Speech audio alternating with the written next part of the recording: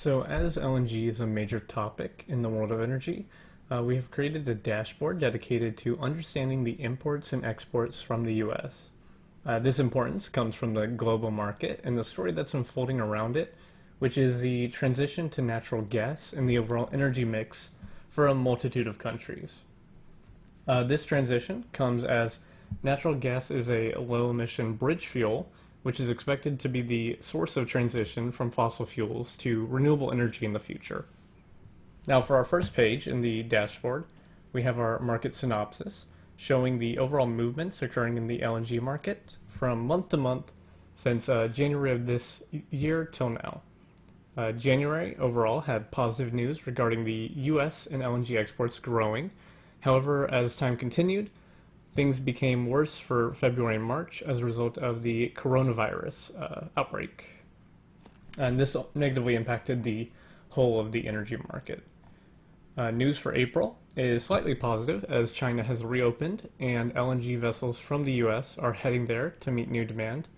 However, many countries are still under stay-at-home orders and electricity consumption is decreasing, causing overall supply to still be a problem. For the other part of the market synopsis, we have recent data on oil and LNG export facilities in the US, showing how there's a large increase in the number that will be operable in the future as the LNG market continues to grow, with the target dates for when each will be ready and operational. We also have below the LNG export capacity and the expected amount of LNG that will be exported out of those terminals that are either in the works or already operating. It's important to note that some of these things may change as a result of the coronavirus, so we should keep an eye out for continuous new data to see potential changes that may occur. Next, we have our visualizations on LNG exports. We included multiple countries to sift through data regarding exports and where they come from, but we'll be focusing on China and Europe, or Asia as a whole and Europe, since they are the major markets of US LNG exports.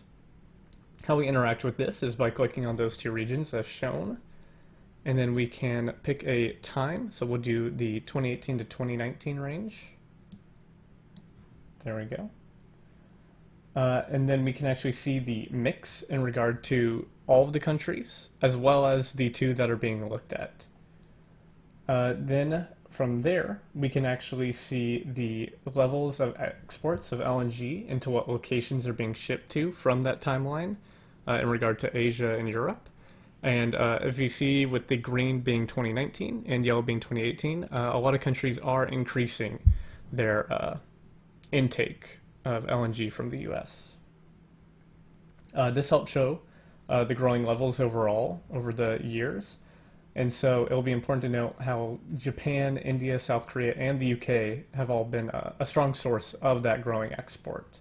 This is up until the start of 2020, which will likely see changes as the US-China trade deal has now given the opportunity for LNG vessels from the US to export to China. So it'll be exciting to see what happens with this.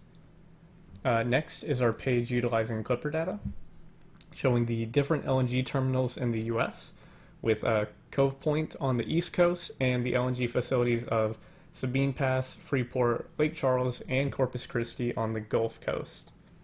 We can click on any of these, highlighting the data in regard to LNG coming out of the facility, and can even go into greater depth by choosing a specific time and seeing where the LNG is being exported to and what vessels are responsible for its movement by doing so. Also, if we want to look at the whole of a location and the exports going into it, we can highlight the entire pie chart. Let me see, yes, we can highlight the entire pie chart. So if we just do South Korea, for example, we can see that it's coming from the 4 Gulf Coast facilities, and we can even see the levels being delivered whenever we expand it. Next, we have our JKM Cheniere forward curve, and unsurprisingly, when we look at our most recent curve, which is the one highlighted, we can see that we are currently in contango, so we should be expecting higher prices in the future as current prices are quite depressed. Now we have our content pages, so this includes the EIA, where most of our data is being pulled from, a US LNG news site to get the latest updates on the market, as well as one where we can find update on the world LNG news. Oh, there we go. Yeah, here's the US, and then we have world right here. And then lastly, I wanted to try and put a little more depth into the LNG exports to Asia specifically. So I created a data table to speak directly on US LNG going into the market there. That way we can see which countries are taking LNG, as well as providing the sum that the US is exporting to the locations we are looking at as a whole.